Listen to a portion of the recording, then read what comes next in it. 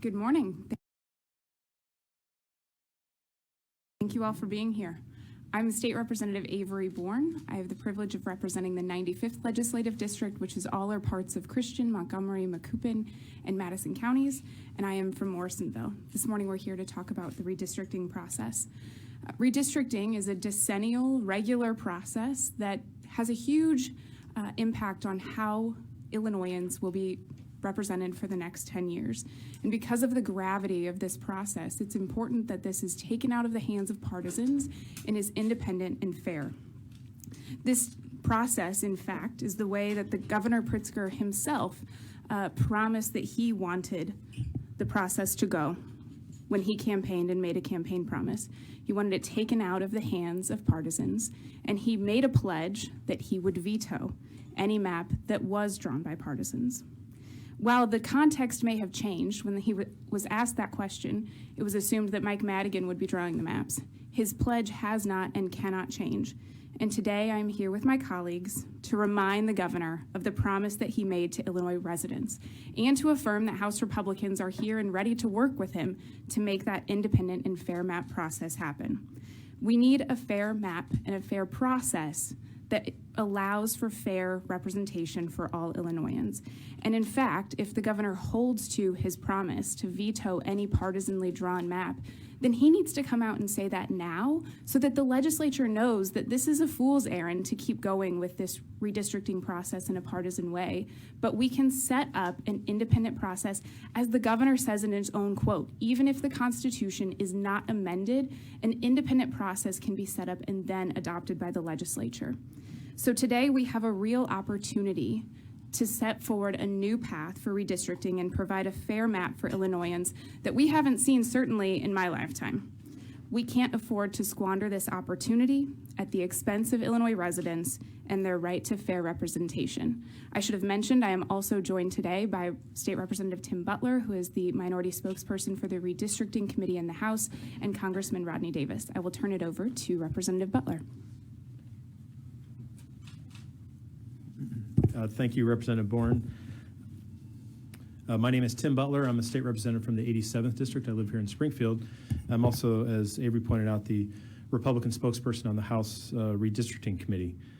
Today, I'm sending a letter along with Senator Jason Barrickman, who is the Republican spokesperson on the Senate Redistricting Committee, sending a letter to Representative Lisa Hernandez and Senator Omar Aquino, the chairs, respectively, of the House and Senate redistricting committees, asking that the governor himself or a high-level member of his team appear at our April 19th joint House-Senate redistricting committee, which is scheduled in East St. Louis. We have yet to hear from the governor's office, and I believe we've had 20 hearings now in the House. I don't know how many the Senate has had, but we've yet to hear from the governor on his views on redistricting right now as the process is going on. And as Representative Bourne pointed out, it's vitally important that we hear from the governor.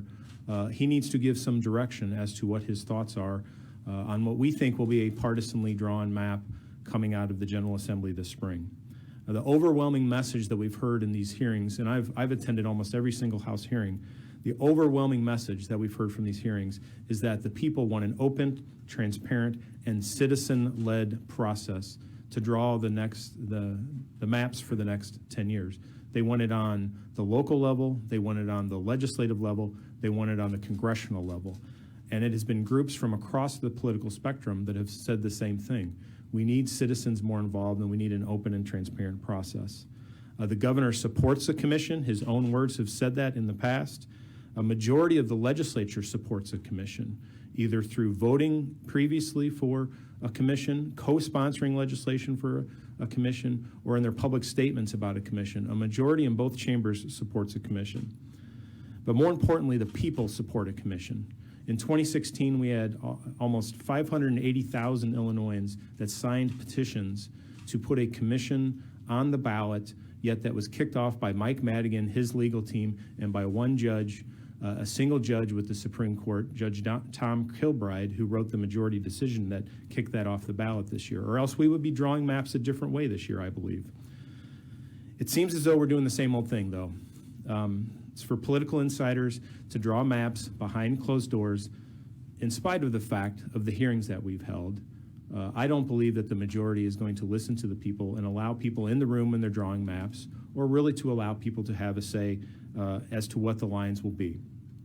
It's time for the governor to lead. It's time for him to tell the Speaker and the Senate President that he will have nothing to do with a partisanly drawn map, and he tells them to use a commission to set it up. That's the way we should do it. We have legislation out there currently that Senator Barrickman has in the Senate that could provide a commission, that legislation literally we could pass this week and have on the governor's desk. We should pass that legislation. We should set up a commission, and that's the way we should draw the maps. It's the way the people want to have their maps drawn, and I'm fearful that the majority is not going down that path this spring and will once again have partisanly drawn maps in Illinois. With that, I will turn it over to my congressman, Congressman Rodney Davis. Oh, first off, thanks, Tim. Thanks, Avery. Rodney Davis, represent the 13th District of Illinois. Proud to be here with my state representative, Representative Bourne, and my longtime friend, Representative Butler. I just want to echo what they talked about. I mean, this is a process that the public is demanding be more open, be more transparent. And as Representative Butler said, over 500,000 Illinoisans signed petitions to put a question on the ballot that would have opened up the redistricting process to an independent commission. And because of insider politics right here in Springfield, that ballot question was not allowed to be put to the voters. That's something hopefully we can do again in the future to make this constitutional. But in the end, I think the public's demanding an open, transparent process. And many of our colleagues, including Governor Pritzker, have said in their own words that they would like an open and a transparent process, one that's going to stop politicians from picking their own voters. I'm standing here representing a district that was drawn almost 10 years ago by Democrats here in Springfield to elect a Democrat. Luckily, we've beaten the trend in my case, but it doesn't negate the fact that my district that stretches from 14 counties from the Champaign and Bloomington area down to the Metro East, it's not a coincidence my district includes 4 public universities. I get 100,000 new constituents every 4 years into my district. They did this with political reasons in mind. We understand that, we saw that, we see that. And the public is sick and tired of people in this Capitol building saying one thing about supporting a free and open remap process, but clearly, as we see, doing another. I agree with my colleagues here and also Senator Barrickman that there can be language put forth and passed in the General Assembly to actually allow an independent commission to draw maps now. And one thing, another reason I'm here is to remind the voters of Illinois that it's the Springfield, it's the legislators here in Springfield that actually draw congressional maps too. They're the ones in this building that draw your congressional district that you live in. So it's not just about the congressional map. It's not just about the state legislative maps. It's not about any other redistricting processes specifically, but it's about all of them. And they all need to be put forth in a very open and transparent manner, which we are not seeing. Now, I do also want to talk about what's happening in Washington. I am probably the most avid opponent of a bill that passed the House with 0 Republicans voting for it, and it's H.R. 1. You're hearing a lot about this piece of legislation in the news media today. It was an attack on free speech. It was also a bill that included exporting voting systems like ballot harvesting, which has already been ripe with fraud, to every state in the nation, not just the states that have experienced it now. It also was a bill that included $7.2 million in campaign contributions to each and every congressional campaign. Let me reiterate that. Every single Democratic colleague of mine who voted for H.R. 1 voted to allow themselves $7.2 million in public funding to go directly into their own campaigns. That's not something I can support. But there are some good things in that bill. One provision is independent redistricting commissions.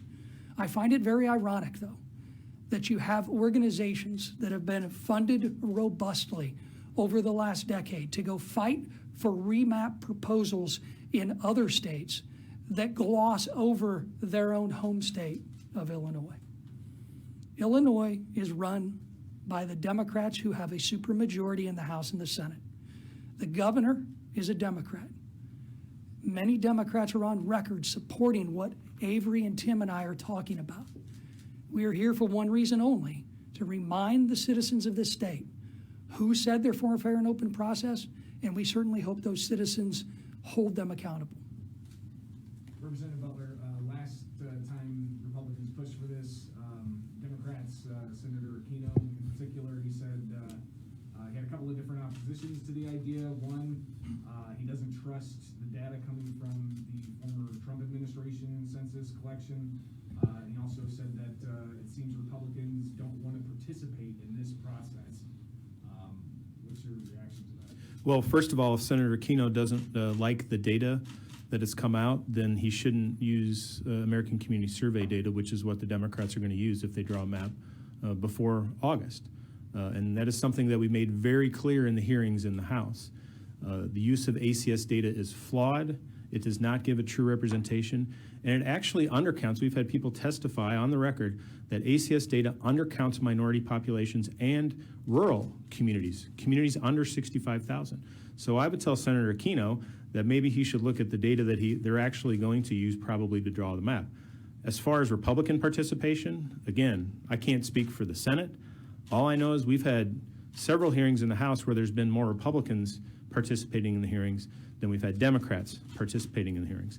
I think part of the problem is that there has, even though these, yes, committees have been posted, there truly has not been enough public engagement for the mapping process to get people involved, to get communities involved. Let me remind you, we spent $30 million of state money to ensure that we have a complete count for the census. $30 million. We're putting nothing behind marketing for redistricting to get people involved, but we spent all that money on the census, and yet we're not going to use the census data that's coming through. So I think the Republicans definitely are engaged. We're involved. We've put a lot of proposals out there, and proposals. The proposal that we have out there right now from Senator Barrickman is basically the same language of a Democratic senator, Senator Morrison, that she had in the last General Assembly. So I think the Democrats need to look at themselves and make sure they're held to their words that they've had in the past about supporting free, open, transparent, and people-led commissions. Representative, you've got 74-44, if I'm not mistaken, in the House. What should the division be under a fair map? It's 73-45, Dave. We picked up a seat in the last election. Yeah, when we were told we were going to lose 10 seats. What should it be? Well, look, I think what I do know is the fact that there's no denying that maps have been drawn in a partisan manner. The current map that we are under in Illinois for the state Senate and the state House and Congress was drawn by Mike Madigan. It was drawn for political reasons. It has divided up neighborhoods. It has divided up communities. Why does Springfield? I think Springfield is the largest community in the state that was split up among 3 Senate districts and 3 House districts.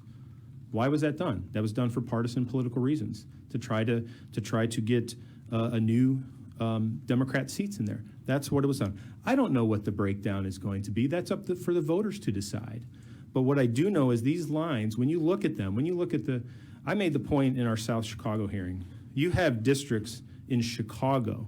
We had a very impassioned testimony from a woman who lives on the South Side about the problems in the South Side of Chicago. And what I told her is look at those districts and how your neighborhoods are divided. You have 2 districts that go from the Gold Coast of Chicago all the way down to 95th Street.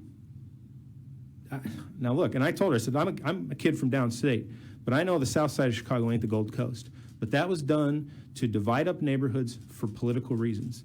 And that's what I know. If you stop dividing up these communities for political reasons, you are going to see more competitive elections, and probably you're going to see more Republicans in the legislature. I don't know what the right number is, but I guarantee if the lines are more fair, you're going to see more Republicans in the legislature. Congressman, why would Democrats cede influence to Republicans here on this map in Illinois when Republicans are gerrymandering maps all over the country? Are you going to call on other states, Republicans in other states, to also create an independent commission? I'm on record as supporting the language on independent commissions at the federal level. Been pretty clear on that. But when you talk about what's been done, you know, fights in states like North Carolina, fights in states like Florida and Pennsylvania have been waged by Democrat groups to call out Republican gerrymandering in those states, and those maps were changed mid-decade. But I find it's very convenient that those same Democrat-led groups failed to come to their home state where they know the supermajority Democrats here in Springfield 9.5 years ago did the exact same thing. And real quick, while you're there, redistricting expert Dave Wasserman has suggested that Democrats might see an opportunity here to finally oust you with this map. Do you feel like you're fighting for your political life here in Congress? Do I look like I'm fighting for my political life today? I feel good with whatever outcome happens. Democrats are, I've said this for years, not just here today. Democrats are going to play politics with redistricting. They can't help themselves. And we're seeing this play out even though we have public statements from Democrats like Governor Pritzker and others who have said we need a fair map process. I certainly believe when you look at the demographics of Illinois, you have, I saw a statistic on one of my hearings I did just the other day on the Committee on House Administration, where a witness mentioned 44% increase in voting age eligible Hispanic voters. We have one Hispanic congressional district. Should we draw another Hispanic congressional district? Absolutely. That's something that these map makers ought to take into consideration.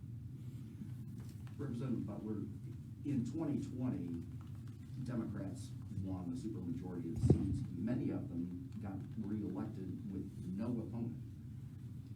What do you say to the idea that if the Republicans want to be more competitive, they need to run more candidates and better candidates? Well, I would use myself as an example. My district, the 87th district, was drawn to pack Republicans in it. I was appointed in 2015, in March of 2015, and I've had one opponent this last fall's general election, a Green Party opponent. In 3 elections, I've had one opponent. So the Democrats don't recruit in my area either, and maybe I'm putting a target on my back, but the districts are drawn to make it very difficult to recruit. Look, we on the campaign side are going to have a very robust campaign going into the 2022 election. I'm confident of that under the leadership that we have. And that's up to us to recruit candidates and to make sure that we have candidates running in districts. But at the end of the day, the way these lines are drawn, emanating out of the city of Chicago, because that's where the map making starts, and impacting the entire rest of the state, does make a difference because the political data is used in slicing and dicing neighborhoods to make sure that the Democrats have the highest political gain as possible. And we've seen that happen. We've seen that happen with supermajorities in the General Assembly. We've seen that happen in Congress where they sliced and diced up districts as well. And we've got fewer Republican congressmen than we had a decade ago and 2 decades ago. And that's all because of the fact that they use political data to slice and dice these districts for political gain. Okay, and I've asked you this question before, but like Congressman Davis, Joe Biden, J.D. Pritzker, Hillary Clinton all carried Illinois by sizable margins. What makes you think if a commission draws the districts that the overall results are going to be any different? Me or him? You did ask me that the other day. Again, we don't want the politicians, Republican politicians either, picking districts. We want the voters picking who they elect. But we do believe there's a much fairer process. Remember, sometimes the gambles that the Democrats put forth almost a decade ago, they didn't pan out. There were areas, I remember standing in what used to be the old blue room, and I ran for state representative in 1996. I was told that there's no way a Republican from Christian County is going to win a state representative district with Christian, Macoupin, and Montgomery counties making up most of it. And you know what? In 1996, they were right. I did not win. But you know who represents that area now? Because the demographics have changed? Representative Bourne does.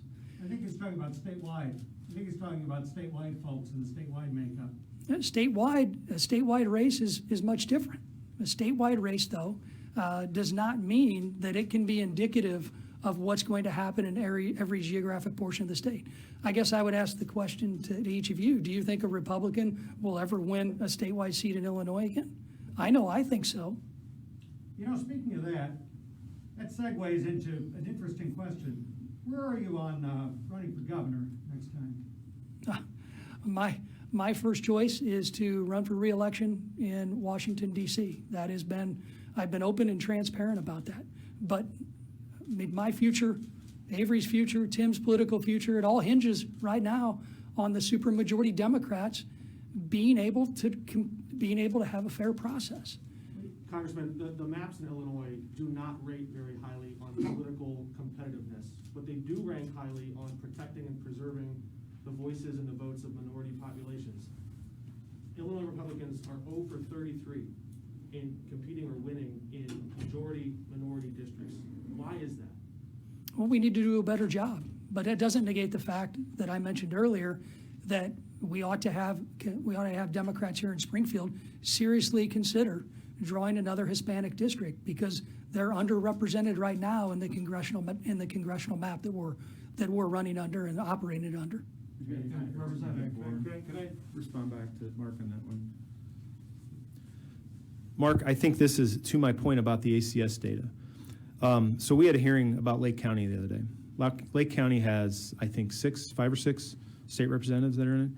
A growing Latinx population, 22%, if not more, in Lake County. Yet there's 5 white males that represent a white female and an African-American female that represent Lake County. Yet the Latino population is aced out. And this has happened across the state. The Latino population in Illinois is actually higher than the African-American population, but that's not represented in the Illinois General Assembly. It's not. And so to my point about using the ACS data, if the Democrats use that, will undercount the Latinx population. I've made that point in hearings, and they seem to not be paying attention to it. There's a growing Latinx population in the state, out into the suburbs, into Kane County, into DuPage County, into these areas, yet the maps don't reflect that. And I doubt the maps will reflect that if what they pass at the end of June is passed. I really don't think that's going to be the case. As far as being 0 for 33, Congressman Davis is exactly right. We need to recruit better in the Republican Party. That's on us. But that doesn't mean that the maps aren't fair for certain populations as well. Congressman, you've got folks who think that Trump really should still be president.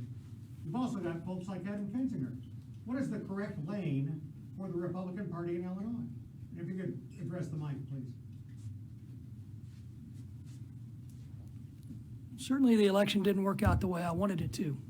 But just a few weeks ago, I was in the Oval Office with President Biden, Vice President Harris, and Secretary Buttigieg talking infrastructure.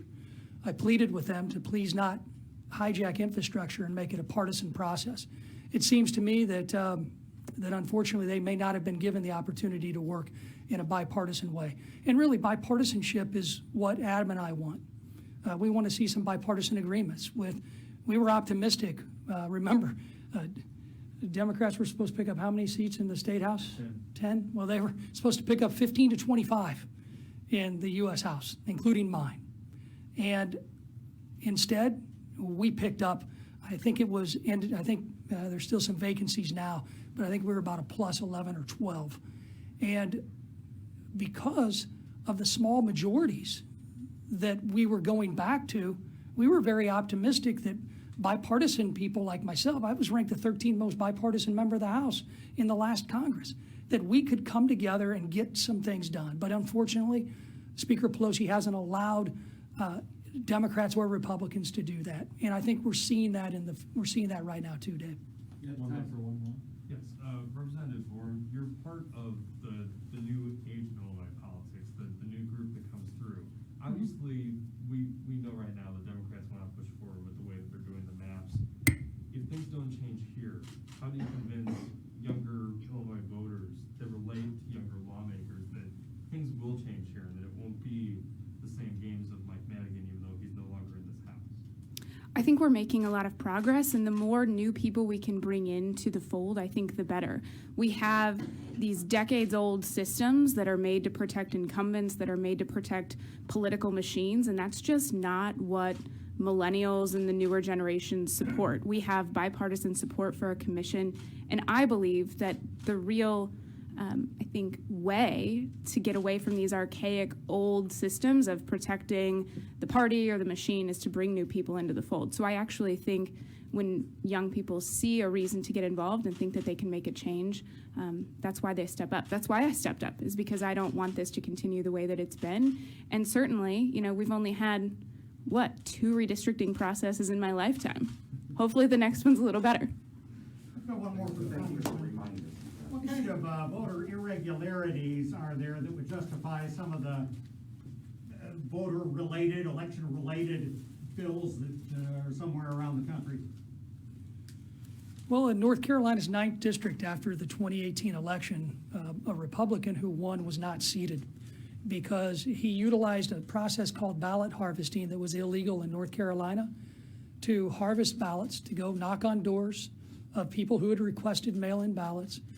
He asked for those ballots, promised to return them, and then didn't do that.